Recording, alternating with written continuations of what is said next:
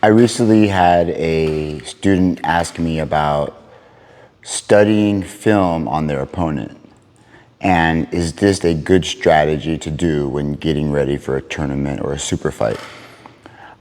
I personally love to spy on my opponent and watch their match footage. I think it can be a very, very helpful strategy for most people depending on how you use it. On the other hand, it can be detrimental if watching your opponent's footage builds anxiety and worry and doubt. Now, for example, if you're looking up your opponent online and this causes you to be fearful of them because of the way they look, because of their ethnicity, because of the team they train at, or because of how they compete, then this might not be the best strategy for you. Otherwise, I think looking up the footage of your opponent is a great tool. It is definitely not a tell-all, be-all strategy. It is a tool that can help you be strategic in your match. Now, how can we do this?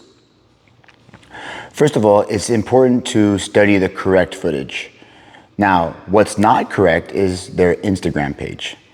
If you go to their Instagram page, they're only going to be posting their highlights. So you're going to see them holding gold medals. You're going to see them with their highlight flying armbar techniques, or getting their hand raised in a match, or technique footage from the training room that is fancy and flashy.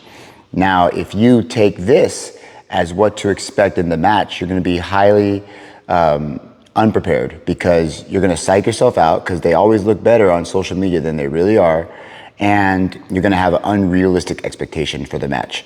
So while it is nice to look on the Instagram page to get a feel for who the person is, to see what team they train at, yada, yada, yada, the best footage is going to be flow grappling. Okay? If you have a flow grappling account, this can be highly useful. Maybe YouTube as well. Look up YouTube, because sometimes there's some matches on YouTube of your opponent. Now, the higher up you get in belt level, the more footage that is usually available, because they tend to do more matches, IBJJF matches, or higher level super fights that are on YouTube and flow grappling. And I also want to say that this is usually a better tool for higher level people, purple belt, brown belt, black belt.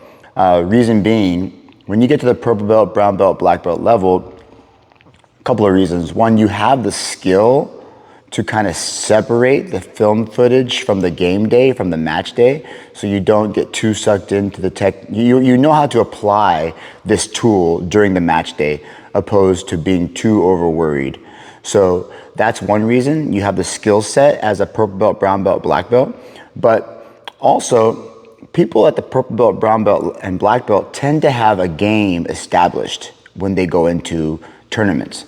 So the footage that you're seeing is more accurate, opposed to if you watch a white belt or a blue belt footage.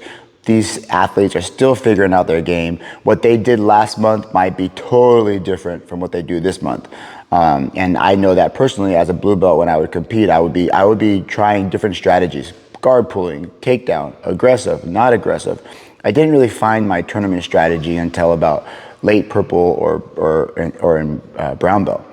And then I started to be comfortable with my strategy and kind of understand what works for me to have most success in tournaments. So that being said, if you're a white belt or a blue belt and you're watching this video, just keep that in mind, that just because you saw them doing guard passing on last match, there's a good chance they might pull guard, because they're just still beginners trying to figure everything out as well.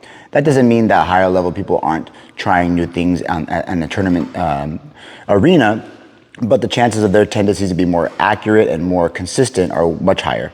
So this is more pertains to the higher belt ranks. Now, when you watch the footage, I highly recommend, one, it's current. You want to get the most current match that you can find. I would say within the last few months. Okay, if you're looking at something 2 years ago, then the guy's a totally different competitor. So you have to look in the last couple months. And I don't recommend watching more than 2 or 3 matches, okay? Anything more than that, you're gonna be wasting too much time, wasting too much mental energy into what could happen in the match, okay? So current matches within the last few months, the more recent the better, and 2 or maybe 3 matches, okay? Because if you watch one match, it might give you a good idea, but one match is one match, right? You never know, like that maybe that one match they're playing guard the whole time because the person took them down. But then you watch second and third, then you start realizing like, oh, okay, now I can understand their top game, their bottom game, their strategies, their tendencies, their pace. So that's what I recommend on the type of footage and how to use the footage as far as like how much to consume. Now, what can we do with this footage, okay? Strategies and tendencies is what it's all about. So how does an opponent start the match? Is there a certain grip pattern that they do? Do they take down? Do they pull guard? That's, I feel, is really important because most people either they like to takedown because they're probably a guard passer, or they're a good takedown wrestler, judo player, or they like to pull guard because they feel like they have a good guard and that's a good strategy for them to score points or attack from the bottom.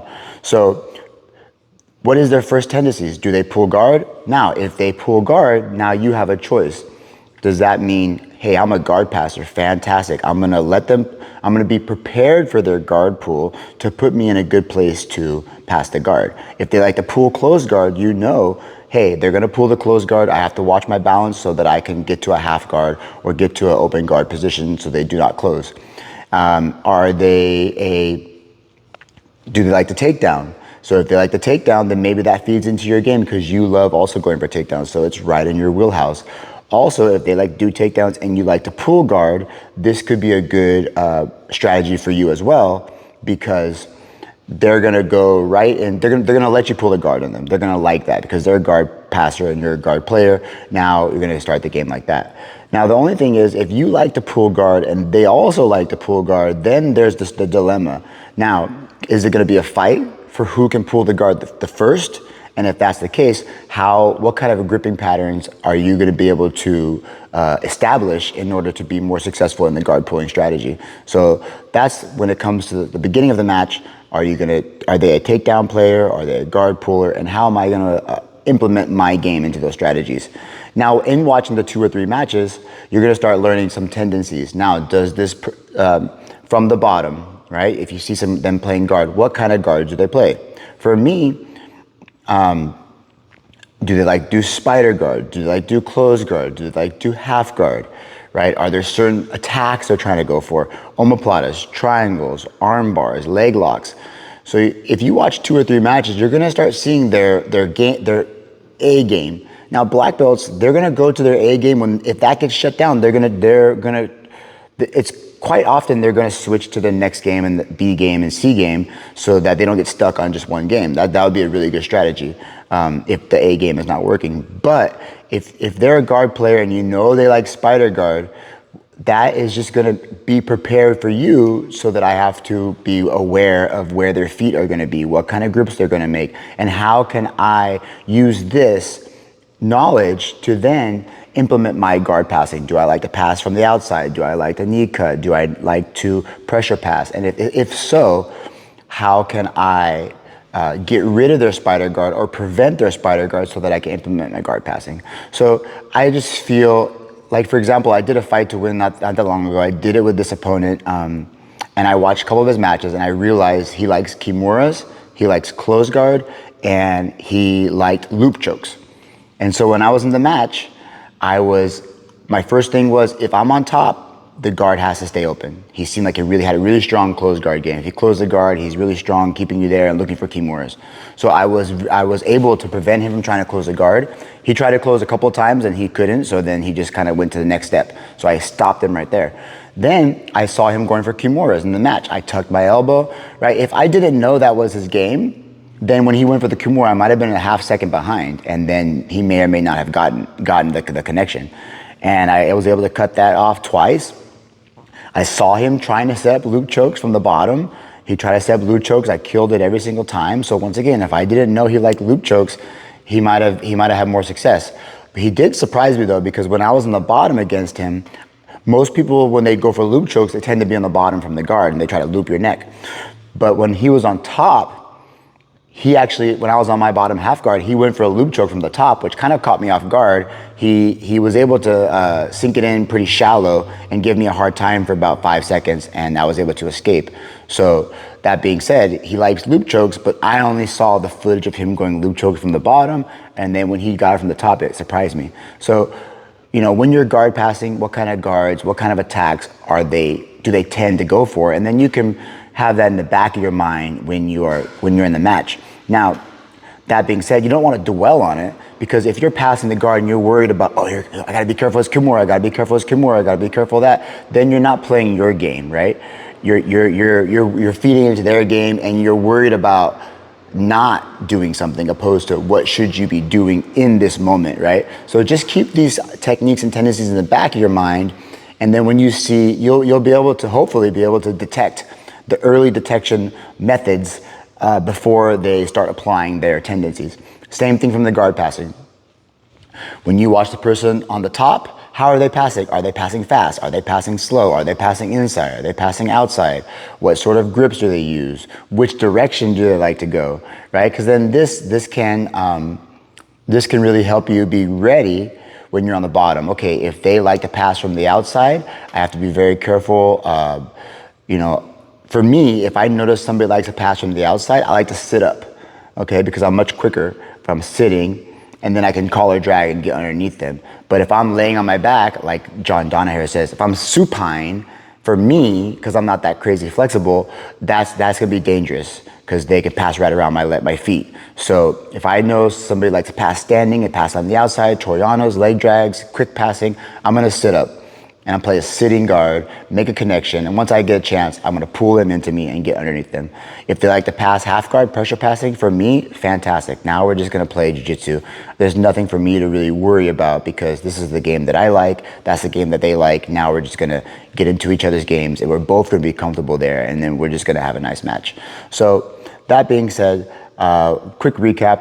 Yes, I think studying your opponent, you know, with all of the resources that we have nowadays, I think that it is a great tool, especially for the purple, brown, and black belt levels, the higher level people, because tendencies tend to be more engraved in our games, and we have the skill set to be able to strategize better. White and blue belts, I'm not saying you cannot do this, just be weary that your jiu-jitsu maturity might not be there yet, and the person that you're training, their tendencies are all over the place because they're still trying to figure it out. When you're watching the footage, make sure it's recent, and make sure it's not Instagram highlight reels that's gonna psych you out. If you watch their footage and it's psyching you out and you're getting anxious, fearful, and worried, just don't do it, because competition already puts all this fear and worry into our minds already. We deal with that emotional and mental struggle. Why would you add more, okay? And when you watch the footage, make sure it's recent, and 2 or 3 videos is max, so you can get an understanding of their game plan, their tendency from the beginning, from standing. What are they gonna do standing? What do they like to do? Are they a takedown? Are they a guard puller? What kind of grips? Are they a wrestler? Are they a judoka? And then when you're on top and they're on the bottom, what kind of guards do they play? What sort of attacks do they do? What sort of sweeps do they like? And then when they're on top and you're on the bottom, how do they like to pass the guard? Do they jump on leg locks? And then once you understand their tendencies, then you can make a strategy that's gonna help you best implement your game. Because that's what it's all about, is when you're in the tournament match, you wanna get to the positions that you are comfortable. When you get to positions that you are comfortable, your level of success rate increases, because now you're playing your game, you have confidence. But if you hate being in close guard and the person closes the guard on you, now you're gonna have a feeling of uncomfortability. You might take a risk that is unnecessary, and it's not gonna be a good time for you. So use these tools to help you strategize how I can best implement my game into their tendencies. I hope this helped you out, and good luck on your tournaments.